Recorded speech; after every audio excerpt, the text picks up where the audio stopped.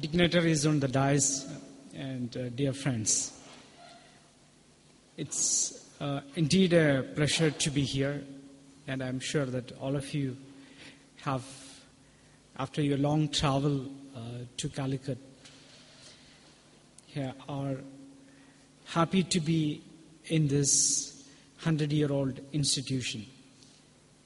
When we thought of organizing a program like this, the principal and the management of Malabar Christian College readily agreed, and Dr. Srijit and Dr. Jalil has been showing exemplary leadership in organizing this program. There, of course, we had the able leadership of the chemistry department as well in getting this program organized. The idea behind organizing this program came out of the work that you have been doing in the past 3 months. When we realized that as a part of your work, you will require higher compute power than what you can probably get on your desktop or on whatever machines you have at the college. We looked what are the alternatives that are available. That is when CDAC, Garuda Grid came up as a possible alternative. And CDAC team has been supportive in this regard.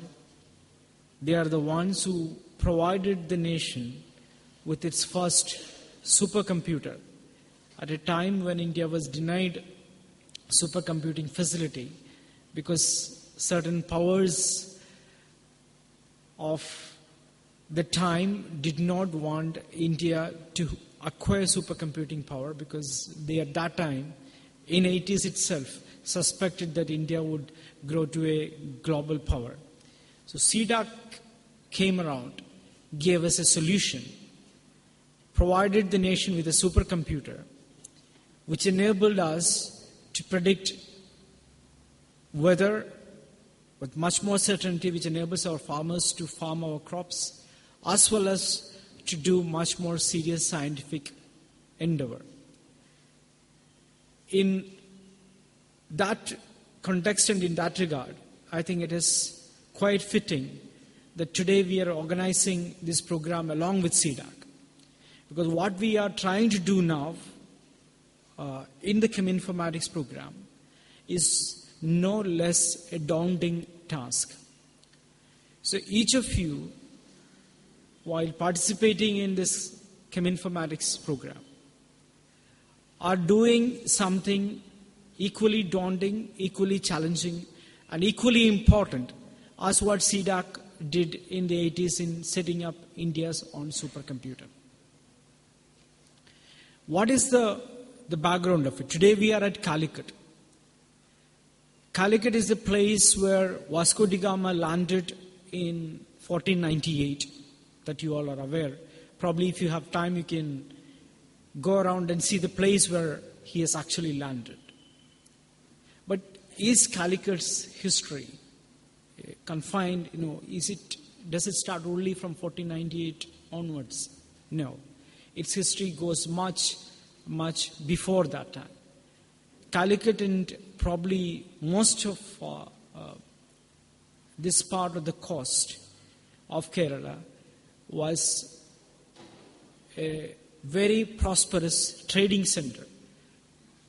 Ships from Middle Eastern ports used to visit Kerala coast regularly. And this has been documented. Because the trade at that time to Europe was through land route from Middle East to Europe. Even in the Roman times, there are mentioned in their textbooks. Even Ptolemy writes that the black pepper or the black gold is ruining their economy, the Roman economy, which was the most prominent economy at that point of time. So trade used to happen from this coast to the Middle East, and from there over the land route to Europe. That was because of the limitations of technology that was available at that point of time. Ships could not sail long distance. Their knowledge was limited. The knowledge of sea routes was limited. Arabs controlled the trade because they had the knowledge to travel from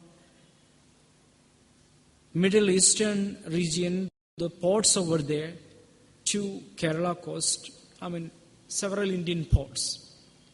So Arabian Sea was known to them. The maps, the wind patterns, probably maps were not ready, but how the wind blew, how to take your ship through the troubling waters of Arabian Sea was known to them. And because of that knowledge, they could control the trade. And before Vasco da Gama ventured out, Europeans were having trade with west coast of Africa. They knew to reach the western coast, but they did not know how to come around the Cape of Good Hope. First, Bartholomew Dias reached up to the Cape of Good Hope. That gave them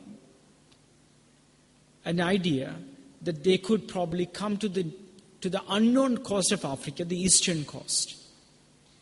Travel up to Cape of Good Hope gave them the cartographic map of the western coast of Africa.